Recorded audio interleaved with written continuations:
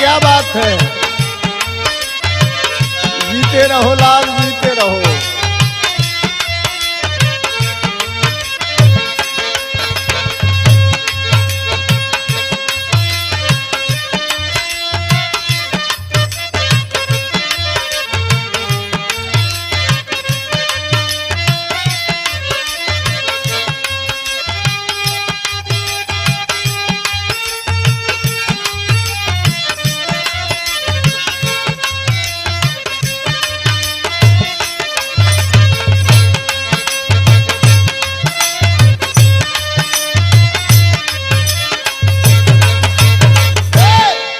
यह रिकॉर्डिंग बहुजन म्यूजिक मंच से कराई जा रही है। हमारे बड़े भाई अभिमन्यु यादव जी के देख रेख में कराई जा रही है।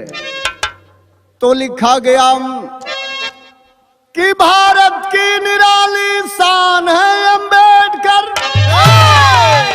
मुसलमानों ने कहा मुसलमान है अम्बेडकर।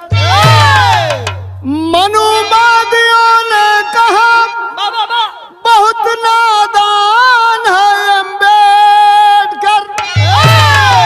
दलित पिछड़ा वर्गों ने कहा मेरा भगवान है अम्बेडकर।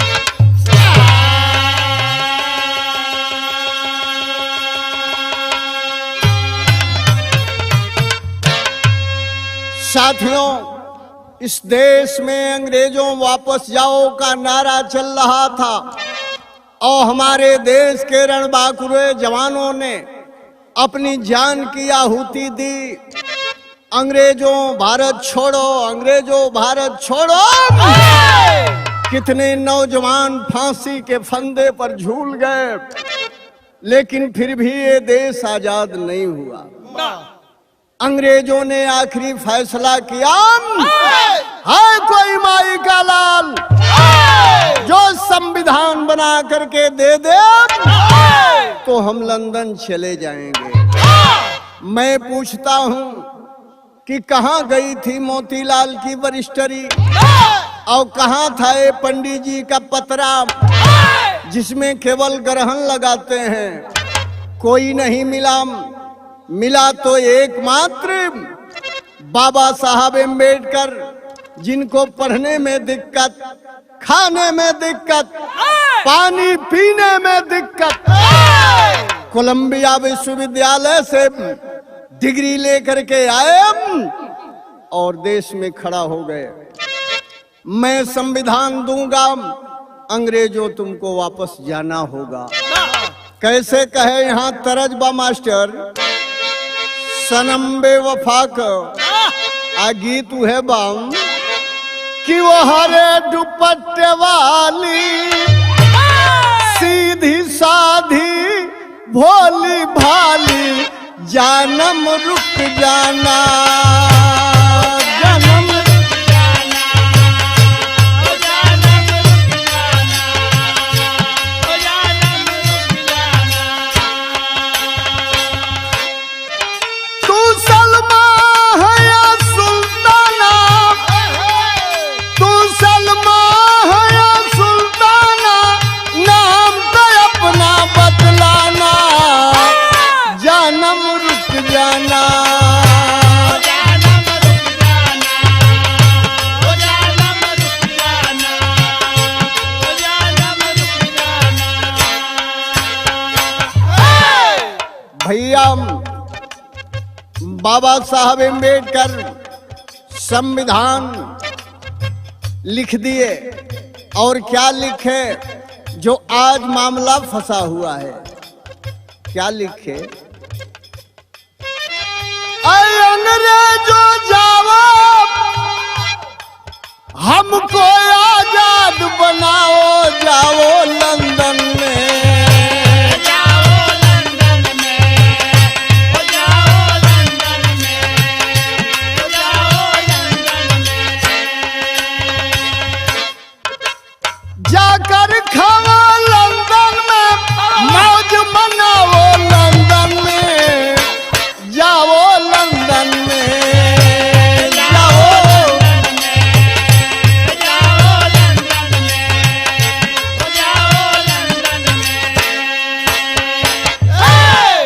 साथियों, बाबा साहब संविधान लिखते समय पूरे 85 जातियों को हक निर्धारित किया है अपने संविधान में।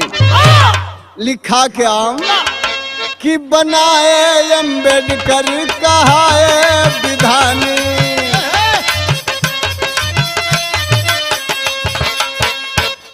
85 से घबराए कुछ हिंदुस्तानी।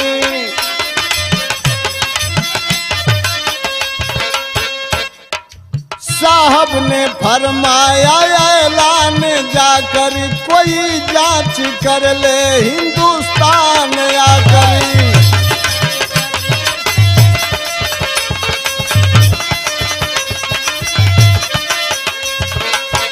तनी भर समझ लें, हमारे देश के नेताओं ने जा करके कहा अंग्रेजों से कि बाबा साहब अम्बेडकर संविधान तो ठीक बनाए, लेकिन उसमें थोड़ा सा मिस्टेक है।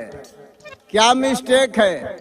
तो 85% की ये जातियां, यादव से लेकर के निचली कड़ी पर जितने लोहार कुम्हार राजभर जो ये हक दिए हैं, ये लोग छोटी जात में नहीं हैं, ये लोग बड़ी जात में आते हैं।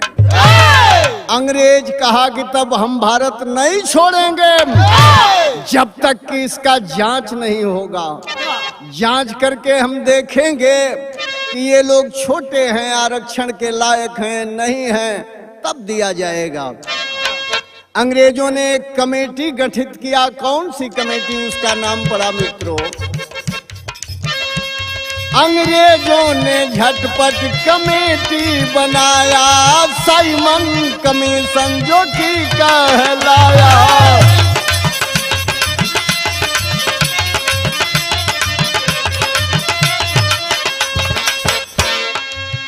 कमेटी गठित हो गई।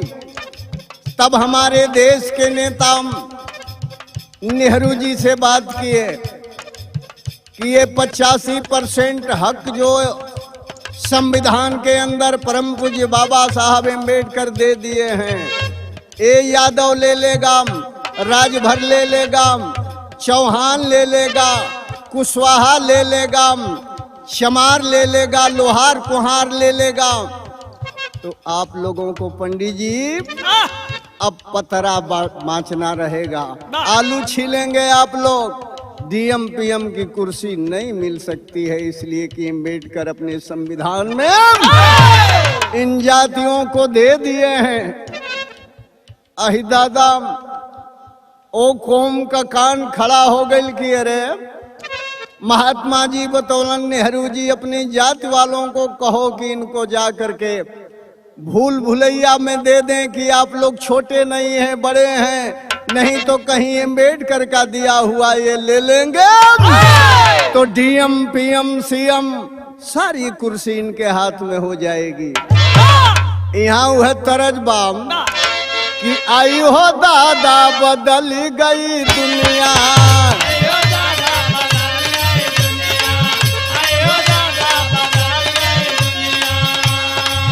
अब खाए के पूरी बाजार लहर मुनिया, खाए के पूरी बाजार लहर मुनिया, आई हो दादा बदल गई दुनिया।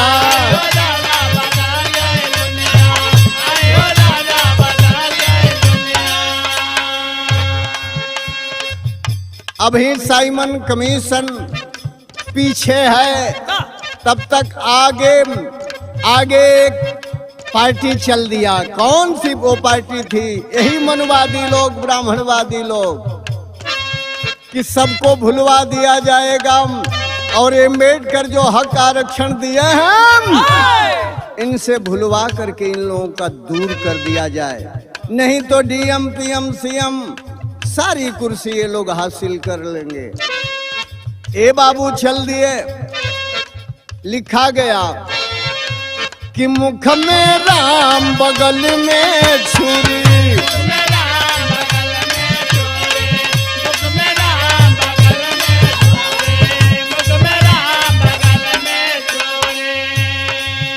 अरे खाए के सतुआ,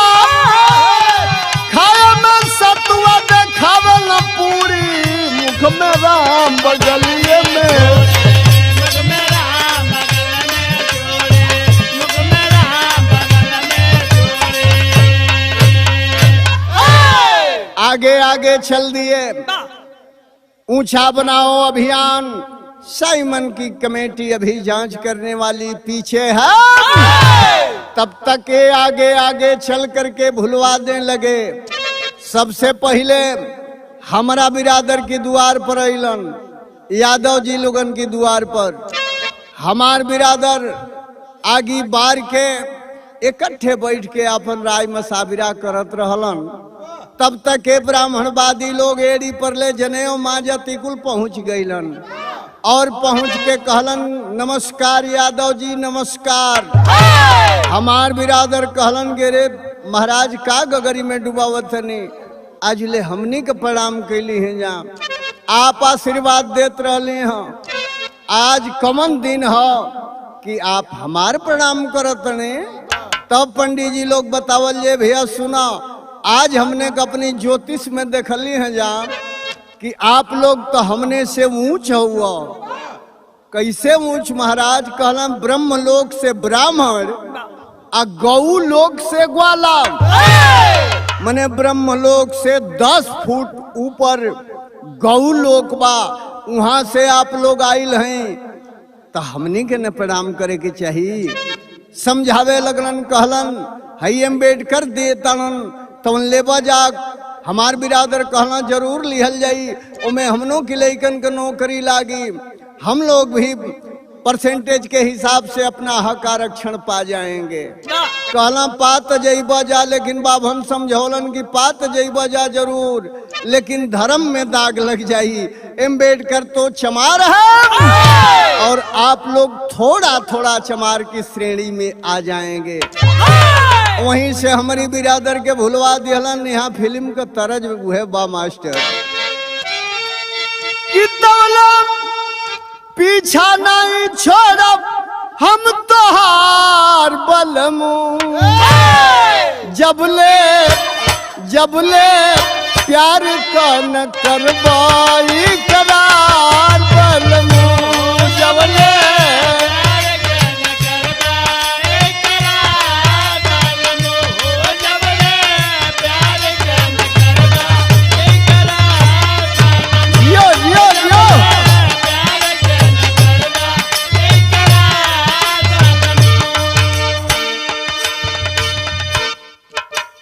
हमारी बिरादर के भुलवा लिहलन। कहलन का यादव से कहलन तू महान तबू, हमारी देशवा का कृष्णा भगवान तबू, हमारी देशवा का कृष्णा भगवान तबू, हमारी देशवा का कृष्णा भगवान तबू, हमारी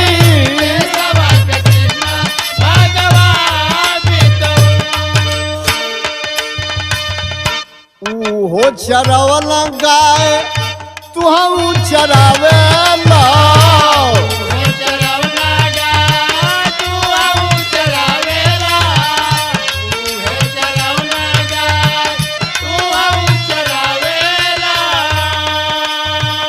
कैला महाभारत तू बहादुर में आवेला,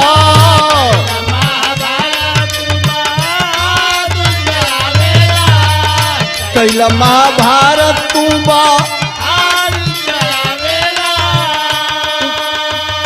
उन्हीं का भैया खानदान तबू, हाँ उन्हीं का भैया खानदान तबू, हमारी देशवा का कृष्णा भगवान तबू, हमारे देशवा का कृष्णा भगवान तबू, हमारे देशवा का कृष्णा भगवान तबू, हमारे देशवा का कृष्णा भगवान तबू। लाठी ले ला जाम गाय चरावा जा, यह तो उनका आरक्षण रही। हमारे भगवान को चोर कह दिया कि आपका कृष्ण भगवान बहुत चोर थे, लेकिन हम समझ नहीं पाए और हम लोग इसी में भूल गए कि अम्बेडकर का दिया हुआ आरक्षण अगर ले लेंगे तो हम चमार की श्रेणी में आ जाएंगे। और भुलवा दिया, कहा कि अब अपनी मेहरारून के कह दो लोग कोने में से दलिदर टूटा सूप से खेदी लोग तो दलिदर भाग जाई। अरे कोनो सरवा नीलगाय थोड़े बाकी खटिया के नीचे कोने में समाइल बा। अरे पढ़ो लिखो, जिसका बेटा पढ़ लिख लेगा डॉक्टर इंजीनियर पीएचडी हो जाएगा, उसका बिना सूप बजाए दलिदर भाग जाएगा। ए भैया इसी में यादव फंस गए। हमार बिरादर पूछलन जे बाबा ए बाबा तनी जाते जाते एगो औरी बात बतावो। कहला कौन बात? कहला हमारी खानदान में औरी केहू ना रहे। कहला काहे काहे बलिया जिला में दूगो भाई सौरू लोरिक रहलन, 72 किलोमीटर चौपड़िया कूद जात रहलन, दिए मौज पर गुर्रा। कहला जियो शेर क्या खानदान है। यही में यादव भूल गए और बाबा साहब का दिया हुआ आरक्षण से दूर हो गए। समझा के गए कि पीछे कोई आएगा पूछेगा कि ऊंचे हो कि नीचे हो, बता देना कि हम ब्राह्मण से भी ऊंचे हैं, हम गौलोक से आए हैं। यादव का काम तमाम कर दिया, विकेट गिर गई। अब आगे बढ़लन तौले है हमार राजभर भैया लोग भेटाइल, इहो अपन गगरी खरहर लेके जात रह लोग शिकार खेले। तोले बिचही में पंडित जी भेटा गए लोग। कहलो आप लोग क्या हुआ? कहलो सरकार हमनी के तो राजभर हो जा। कहलन ये रे रे रे रे रे रे रे ये बात मत कहो, आप लोग राय साहब हैं, भरद्वाज ऋषि की खानदान के हैं जो रामचरितमानस में जाग बलक से बात किए हैं। उस खानदान का हो करके सुनत नहीं है अम्बेडकर के ले जहाँ साहब लिहल जाई, हमनों के हक अधिकार मिली। कहना रे रे रे रे रे ले ले बजा गलती हो जाई। गलती का होई समझावत नहीं है। एगो तरजबा मास्टर यहाँ वह कौन तरजबा कि चलत चलत हमारी चलत चलत हमारी अब कमरा फिरैली भैया, गोकुल हो नैहरी के तनी बदूर भैया।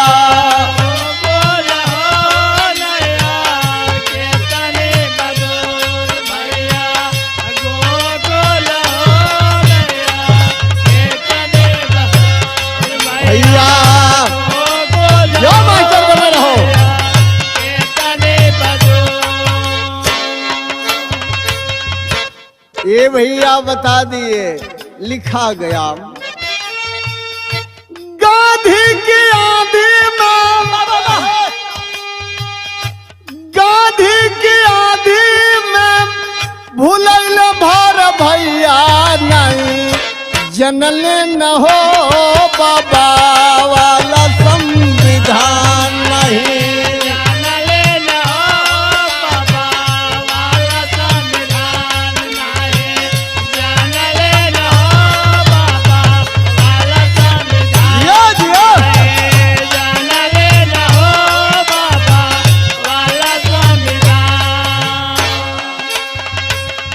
भर के बतवल तो हार सैकड़ों वकीला, राजा हुआ आप लोग, राजभर हुआ सैकड़ों वकीला, भैले पकौड़ी बिना तेल का रंगीला।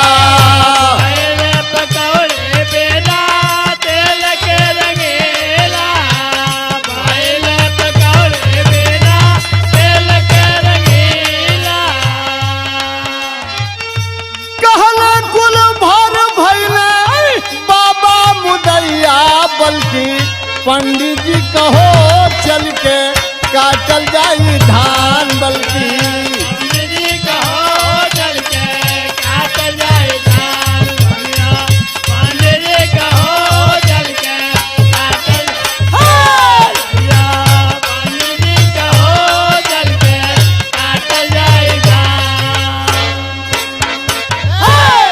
राजभर को फंसा लिए।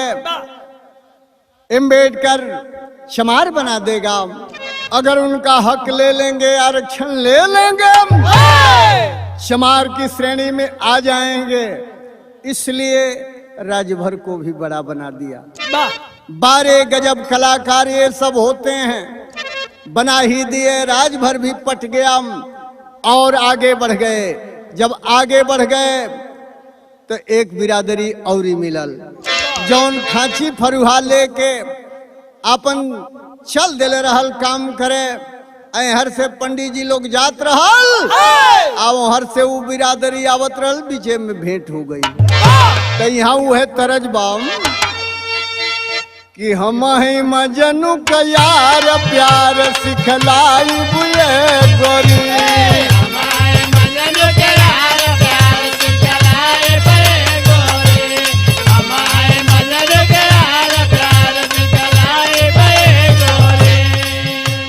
आई है तरह जब चलल रहल तो एगो हमार साथी गायक आज दुनिया में नहीं है, बड़ा हमारी उसकी विरहा हो रही थी। बेचन राजभर वो गा रहे थे इसी तरह को कि खा गईलू लंगड़ायाम, हाँ खा गईलू लंगड़ायाम, दाम कहिया दे बुझ रही।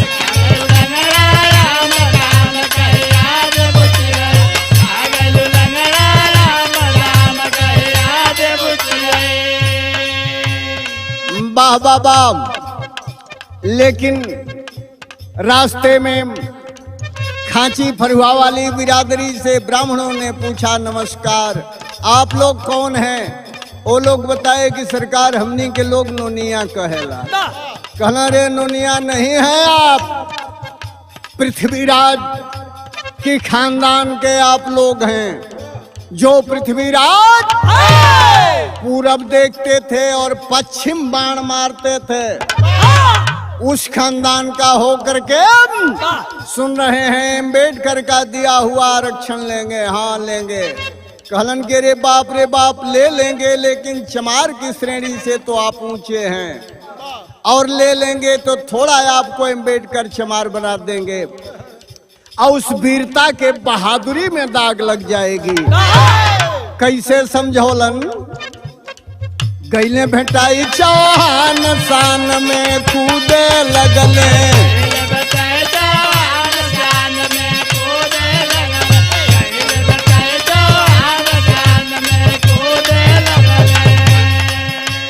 नोनिया से कहला का आरक्षण ले पे जाला,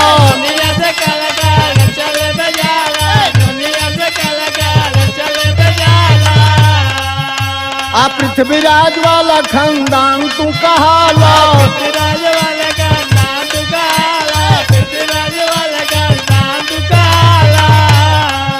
अरे बत्तिये में हो गई दीवान, हाँ बत्तिये में हो गई दीवान, शान में कूदे लगले।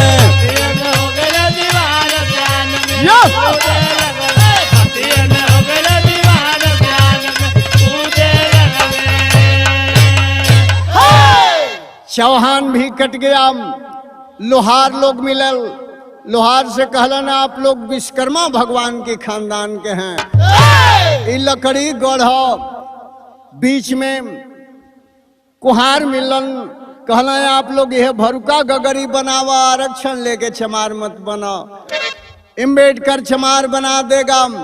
मल्लाह मिलन, मल्लाह से कहलन कि आप लोग तो भगवान को पार किए हुए हैं, आरक्षण ले लेंगे तो चमार की श्रेणी में आना पड़ेगा। जो भगवान राम पार उतरा, लेकिन आज तक उस मल्लाह की खवाई नहीं दिया। तुलसीदास भी अपने रामचरितमानस में लिखे हैं कि उतरी खाड़ भय सुरसर रेता, सिया राम गुहलखन समेता। केवट उतरी दंडवत किन्ना, प्रभु सच्चे कछुए ही नहीं दिन्हा। केवट इतना ईमानदार था कि पार होते समय कुछ नहीं लिया, पार कर दिया। लेकिन आज वही मल्लाह दर दर मारा फिर रहा है, और वह राम लंका से चला गया। मल्लाह आज तक घाट पर खोज रहा है। ए भैया उनको भी नहीं मिला। इसी तरह 85 जातियों को नहीं मिल पाया। इसलिए कहनाम है क्या, अब एक बिरादरी औरी मिल गई रास्ते में। ई भंटा तुरत बिरादरी रहल। एजा कवन तरजबा मास्टर बाबा यह हो कि लगे ना वंघाई रतिया सूती तकिया लेके मन बिगाड़ देले बालू चुम्मा देके मन बिगाड़ देले बालू चुम्मा देके मन बिगाड़ देले बालू चुम्मा देके मन बिगाड़ देले बालू चुम्मा देके बाबा दियो लाल क्या बात है, क्या बात है। बहुत अच्छे।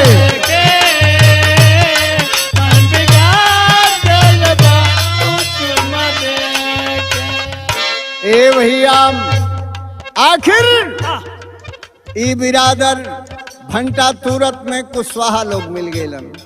आज जब कुशवाहा मिले ब्राह्मण जाकर के नमस्ते किए और कहे कि आप लोग कौन हैं। हमार कोई भाई लोग कुशवाहा लोग बतौलन के सरकार हमने के तो कुशवाहा हैं जा।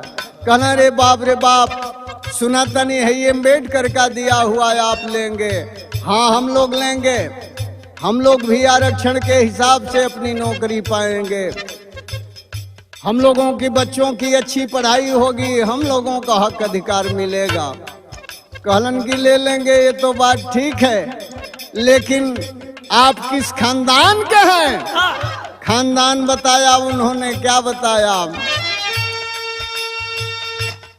भंटा तुरत में कुशवाहा भेटाई, भंटा तुरत में कुशवाहा भेटाई, बाबा रची के किए हैं गुरुवाई।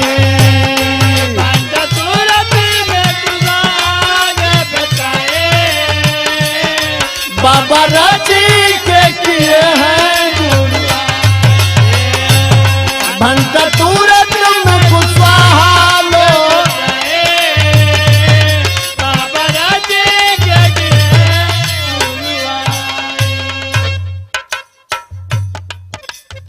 कुशवाहा से कहल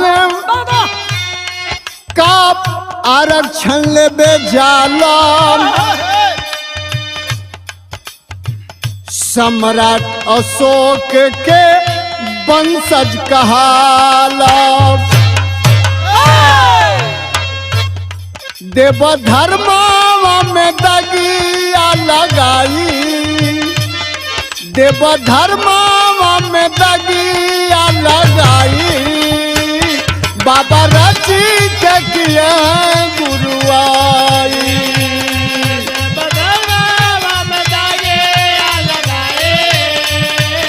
बाबा राजी के देव धर्मा में तगिया, बाबा राजी के गुरुआई। धर्म में दाग लग जाएगी। और सम्राट अशोक बहादुर की खानदान है आप लोग। अम्बेडकर का दिया हुआ अधिकार लेंगे तो चमार बनना पड़ेगा। ए भैया कुशवाहा को भी भरमा लिए लोग और भ्रम पैदा करके आगे पहुंच गए तो धरती पर सबसे चलाक जात मिलल।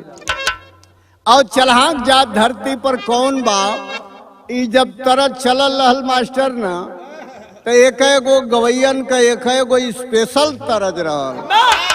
एक बनारस के रामदेव गुरु गावे का गावत रहल कि कठवा का पुतरी अब सरगवा से उतरी, पुतरी तो के लेके, पुतरी तो के लेके डलबे हवा पर मरैया, पुतरी तो के लेके, पुतरी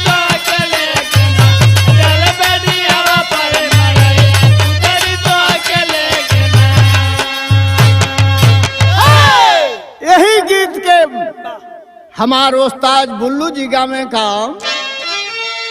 कि गिल भैला पिसना, अरे गिल भैला पिसना, बनत नहीं के रोटी आया अधियारे घरमा, अधियारे घरमा, मुसरी लोटे ले बेलनवा अधियारे घरमा।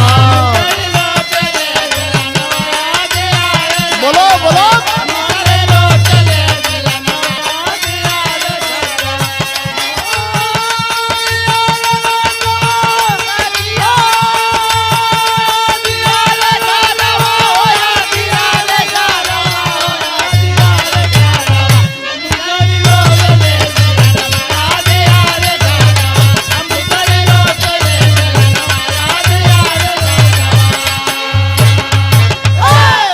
साथियों, सारी जातियों को पढ़ाते सबसे धरती पर चलाक जात कहाँ गए और तरजी है बम कि कैला बनिया जी भेटाई, बोले पंडित जी सुनाई का सुनाई मितवा, का सुनाई मितवा, सब ही बतिया में भुलाई का दियाई मितवा।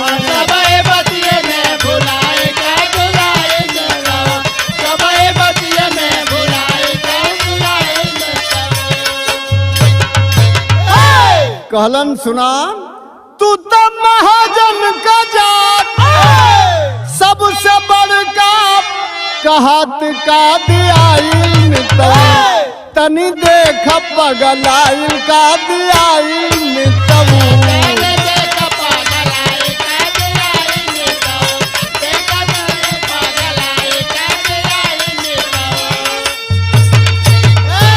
ए भैया महाजन को बता दिए कि आप धरती पर सबसे बड़ी जात के हैं और आप लोगों के पास गोदाम है, अम्बेडकर का दिया हुआ लेंगे तो आप महाजन नहीं रह जाएंगे, अब छोटा जन आ जाएंगे, छोटा जन हो जाएंगे। अब वही में बनिया लोगन में बाभन चार थपरा का उपायो लिख दिहलन, वही बनिया में के लिखलन कि वो मैं एक बतवला तेली, कहलो एक फाल ना ठेली, का सुनाई मितवा। ओमे एगो तेली जात के बता दियलन कि तेली का मुंह देख लेब तो जतरा खराब हो जाई, आ गदहा का मुंह देख लेब तो नीक हो जाई। मने तेली लोगन के मुंह से बढ़िया गदहा का मुंह बा और जतरा खराब हो जाई। चार थप्पड़ को उपायो लिख देहलन कि तेली जातड़न दांत नहीं खे देखावत तो कह जे दांत देखाऊ, कहला से केहू दांत ना देखावेला। पटक के गलफर चीरो दांत देखो तब तनी तनी जतरा होई, आ नहीं चार थप्पड़ मारा आही करी है तब जतरा ठीक हुई। मेरे कहने का मतलब कि इसी तरह से सारी जातियों को 85% की जातियों को जो आज कह रहे हैं कि अम्बेडकर केवल एक ही जाति को दिए, नहीं मित्रों, लेने वाले की कमी है, देने वाला दाता तो सबको दिया। लेकिन हमारे पूर्वज अनपढ़ गंवार थे, पढ़े लिखे नहीं थे, समझ नहीं पाए, चंद चालाक ब्राह्मणवादी व्यवस्था के लोगों ने उन्हें भरमा दिया। आज भी भ्रम के आप शिकार हैं। बिहार के तरफ देखिए, बिहार में लालू यादव जेल में हैं, क्या गलती किए हैं? कोई गलती नहीं। हाँ, एक गलती उनकी जरूर हुई कि अडवाणी जब रथ लेकर के निकले थे तो शेरे बिहार के लालू यादव ने उन्हें जेल में बंद कर दिया। आज उसी का बदला ये सरकार चुका रही है, उन्हें जेल में डाल करके। तो आप कहते हैं कि अम्बेडकर नहीं दिए, लेकिन अम्बेडकर सबको दिए। इसीलिए अब जो है ब्राह्मणवादी वहीं से बैक होना शुरू कर दिए कि अब दूसरे को क्या समझाना, अब चलो यहाँ से। ब्राह्मणवादी तो बैक हो गया, लेकिन अब पीछे से साइमन कमीशन चल दिया जांच करने के लिए। जब जांच में निकला है तो पाया क्या, यादव के यहाँ आया और कहा कि आप लोग क्या आरक्षण लेंगे, कलन भग जाओ, हम लोग तो ब्राह्मण से ऊपर की खानदान के हैं, ब्रह्म लोक से ब्राह्मण है और गौ लोक से हम लोग हैं। हम लोगों को नहीं चाहिए साइमन कमीशन, वापस जाओ। साइमन कमीशन गो बैक का नारा देश में लग गया। तो लिखा गया यहाँ है तरजबा कि बोल जन बोला, बोल जन बोला, पपिहरा हरि के बोल जन बोला।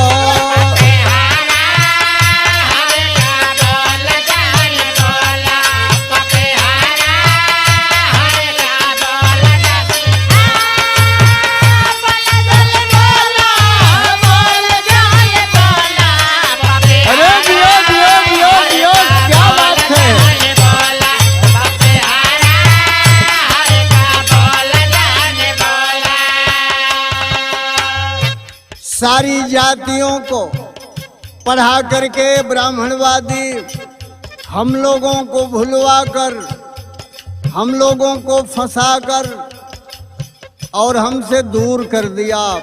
मेरे हक हिस्सा को अकेले लूट लिया और लूट करके हमसे कहा कि तुम लक्ष्मी की पूजा करो, कुबेर महाराज की चाबी मिलेगी, तिजोरी खोलो और पैसा पा जाओगे। लेकिन मैं पूछता हूँ ए दुनिया के लोगों, लक्ष्मी पूजा मनाने से, एक दिन 100 दिया तेल जलाने से हम अमीर नहीं हो सकते। 100 टाइम तरकारी बनाएंगे 100 दिया तेल बच जाएगा। इसलिए हम पढ़े लिखे व्यक्ति हैं, हम जानते हैं कि दिया बार के लक्ष्मी हमारी माताएं बहनें खोजती हैं, लेकिन लक्ष्मी का ड्राइवर सवारी जो है उल्लू है और उल्लू को रोशनी में दिखाई नहीं देता। तो हम दिया बार के यादव जी, दिया बार के जब लक्ष्मी के बोलौली जातोले उल्लू दुआरी पर आइल, हो गईल आन्हर, हेले के दुआरी में हेल जाई पिछुआरे बसवारी में, और कहीं लड़ा दिहलत तो लक्ष्मी के थुथुना भुवना कुल फूट जाई। लेकिन वो कर्म लक्ष्मी कभी ना घटी, ये कर लड़का आधा पेट खिया के आप पढ़ा देबा लिखा देबा, लड़का डॉक्टर इंजीनियर पीएचडी हो जाई, दौलत आवे लगी, घर में लक्ष्मी का भंडार भर जाई, बिना सूपे पीटल बिना दिए जरावल लक्ष्मी तोहरी घरे आ जाई। ओके ना हमने देखली, हमने यही फेर में पड़ गई जहाँ गजब गजब व्यवस्था में हमनी के डाल के आज ले भूलवावतन। आज अब कोरोना का डर एगो चलल बा, मंदिर में पूजा करावतन, मंदिर बनेगा, सारा चीज लगा है, लेकिन मंदिरों को अब ताला बंद कैले बना जो भीड़ मत जुटावत। तो भगवान और देवता का करत हूँ कि कोरोना चीन से चलल बा, आई जाके देवता फेल हो गई बना। यही से बाबा साहब अम्बेडकर अपने जमाने में नसबंदी कर दिया कि आज से कोई देवता नहीं पैदा होगा। ए बाबू पढ़ा लिए ब्राह्मणवादी और पढ़ा करके चल दिए तो लिखा गया कि आज दसवा में बयरिया उल्टी बहल दसवा में।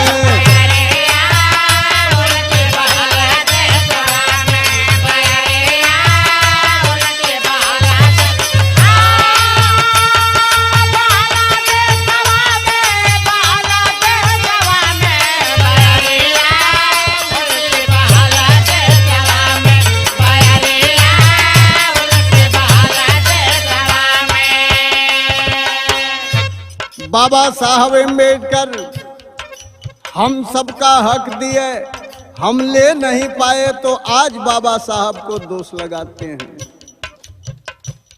लेकिन आगे बढ़े एक जाति मिली भाई, आगे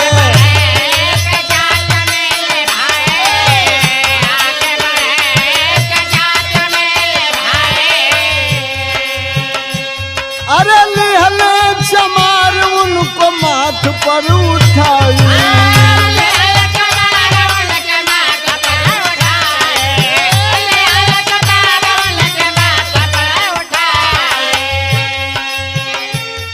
अरे पबले आरक्षण से अपनी नौकरिया बजरिया उल्टी बहल देशवा में।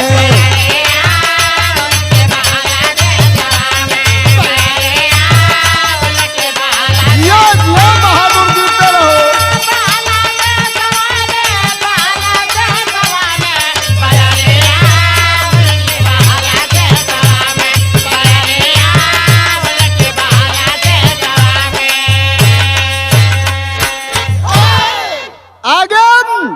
साइमन कमीशन पूरे देश में घूम गया।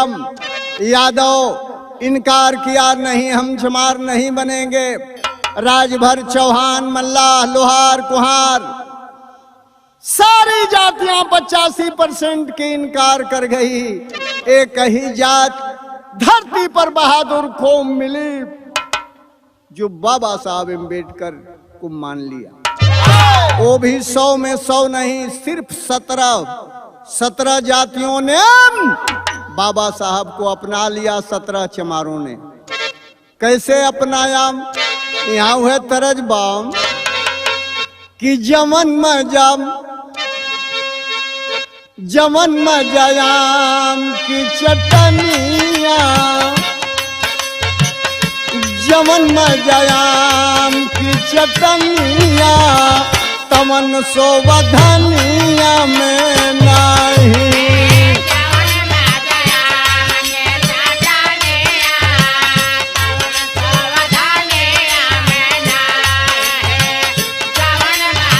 जियो लाल बहादुर हो, शेर हुआ।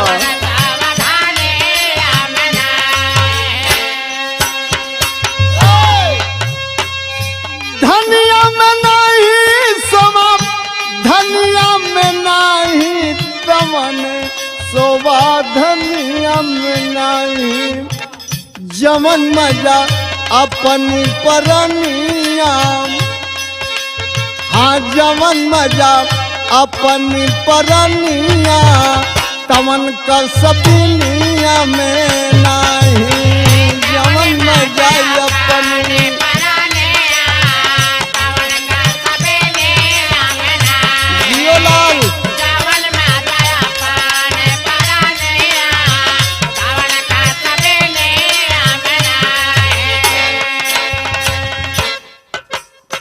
साइमन घूम रहा है देश में, दे रहा है हक, लेकिन ये सारी जात इनकार करती जा रही है। अब बनिया वर्ग में तो और ही पढ़ा दिहलन, बनिया लोगन के सबसे ज्यादा ठगलन, नौकरी से दूर कैलन। कहना सत्यनारायण स्वामी का कथा सुनो, भंडार भरा रहेगा। ई भंडार भरलन, ब्राह्मण बतौलन कि जितना तोहन का सरल गड़ी छोहाड़ा घोला कीड़ा पड़ जाई, ओके हमने का चैत रामनवमी में धार बना के बिकवा दिहल जाई। आ माई बहन ले जाके भवानी माई के छाक दे दिहन। अरे आज ले भवानी माई हमार जीभ ना कटली भैया धरती पर। आ हम रेल के गावत हई, हमसे गावे में एक MLC काशीनाथ जी हमारे जोड़ीदारी में गाते थे और मान्यवर कांसी राम दोनों को चला दिए। और जमाना आया तो उनको विधान परिषद में उत्तर प्रदेश की ऊंची काउंसिल में भेज दिए और 100% यादवों को दिया और वह हमारी कौम छितरा गई है, इधर से उधर भटक रही है। आखिर क्यों? 85% के लोग हो हिले लो हिस्सा। अखिलेश यादव भी नहीं समझ पा रहे थे, लेकिन जब उनकी कुर्सी धुआ दिया इन ब्राह्मणवादियों ने, वो भी समझ गए कि हम अगड़ा नहीं हैं, हम भी पिछड़ा हैं। चिल्ला करके कह रहे हैं दुनिया के अंदर जरा सोच लो यारो, यही कहा। लेकिन रास्ते में साइमन जब गया एक जातियों की बड़ी दुर्दशा देखा। वो कौन जात थी? रहिया में मिलन चमार हो, और रहिया में मिलन चमार हो, कैले स्वीकार मोरे भैया। रहिया में मिलन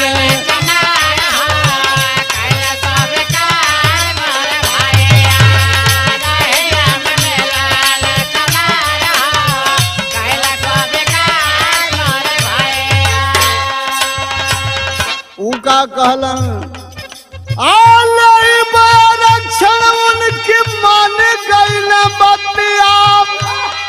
आप बाबा अम्बेडकर हुए धरती का थतिया, कैले स्वीकार मोरे भैया। कैले स्वीकार मोरे भैया, ले लिहले अपन अधिकार हो, ले लिहले अपन अधिकार हो, कि कैले स्वीकार मोर भैया।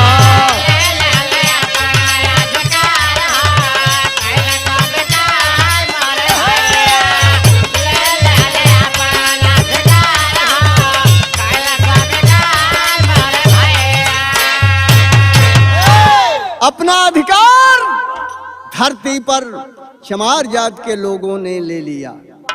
17% जब उनको मिला और 17 चमार के बेटे को नौकरी मिलने लगी, 17 चमार के बेटा डीएम एसपी कलेक्टर होने लगा, तो अब इन जातियों का माथा ठनका कि अरे हई चमारों के लड़कों को वो वजीफा मिल रहा है, ये कैसे मिल रहा है।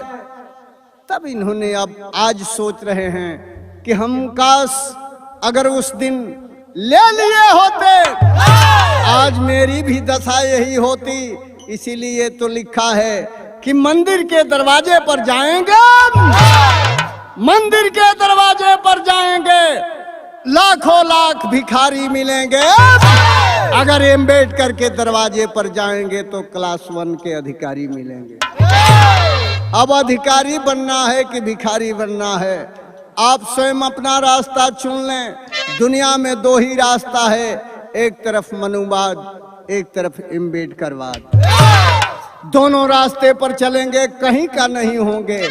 अगर एक रास्ते पर चलेंगे तो आपको हर चीज प्राप्त हो सकता है। इसीलिए लिखा कि बेईमानी बिरहा गटेरी बा मास्टर, बेईमानी बड़का भैया के सुझल, लेके हमारे हिस्सा का बोला बड़ैया। बेईमानी बड़का भैया के ए भी हमरा के कुछ ना दिहला, अब तोहरे कर्म में हीरा बाम। 27 से का होई, ऊँट के मुँह में जीरा बाम। घर द्वार मंदिर मस्जिद में होत हृदय में पीरा बाम। 27 से का होई, ऊँट के मुँह में जीरा बाम।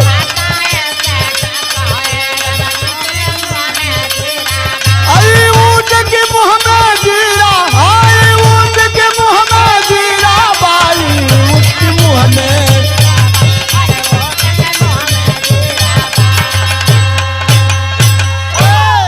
साथियों, आज थोड़ा घना कुछ मिला तो भी इनको पीड़ा हो रही है। आखिर हम लोग कैसे जिए, कैसे अपना यापन होगा। बाबा साहब अम्बेडकर ने तो सबको दिया, लेकिन लेने वाला लिया और न लेने वाला आज संविधान पर खतरा मंडरा रहा है। और 50.5 अकेली बड़ी जातियों के लोग ले लिए और 49.5 में 85% भटक रहा है। आखिर ये हालात क्या होगी, आगे की भविष्य सोचिए, कैसे आप इसको प्राप्त करेंगे। आज आरक्षण से दूर किया जा रहा है, संविधान की प्रति जलाई जा रही है, जो परम पूज्य बाबा साहब ने धर्मनिरपेक्ष संविधान सबको दिया था।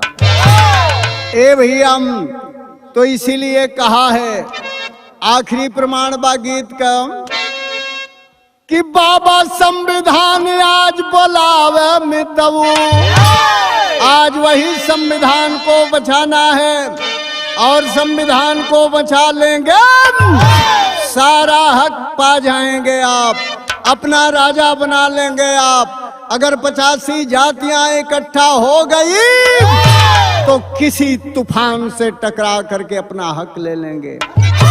इसीलिए कहा है कि बाबा संविधान आज बुलावे मितऊ, अतः के गरवा से गरवा लगावे मितऊ।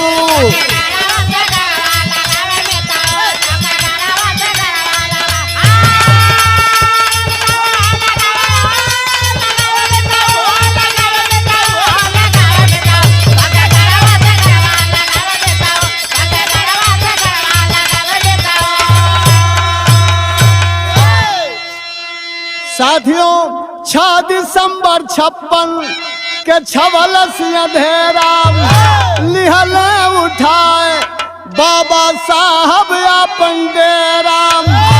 6 दिसंबर 56 को परम पूज्य बाबा साहब अम्बेडकर इस दुनिया से पेट में दर्द हुई और चले गए। लेकिन संविधान में कलम तोड़ पॉइंट लिख करके गए कि साइमन कमीशन जो बताया था कि ये लोग बड़ी जाति हैं, बाबा साहब को समझते देर नहीं लगी और उन्होंने कलम तोड़ पॉइंट लिख करके गए संविधान में कि आज तो नहीं, लेकिन जिस दिन ये 85% के लोग पढ़ लिख करके जागरूक होंगे और अपने हिस्सा को जानेगा तो देश में लड़ाई ठान देंगे। कौन सी लड़ाई? ये लड़ाई नहीं, वोट की लड़ाई। इसीलिए बाबा साहब अम्बेडकर ने आपको एक वोटर बनाया। लंदन में जाकर कचहरी में, लंदन की कचहरी को हराम को मचाए, बाबा साहब एक एक वोटर बनाए। वोट से अपना राजा चुनो और तेरा राजा होगा, राजपाट तेरा होगा। तो यही वोट के अधिकार को बतावे मितऊ, आज आपन संविधानवा बचावा मितऊ। संविधान को बचा लेंगे, यही आपकी उपलब्धि है। संविधान बचा लो साथी, खतरे में आज आजादी, ना तो लूट ली है दसवा के आज के मनुवादी।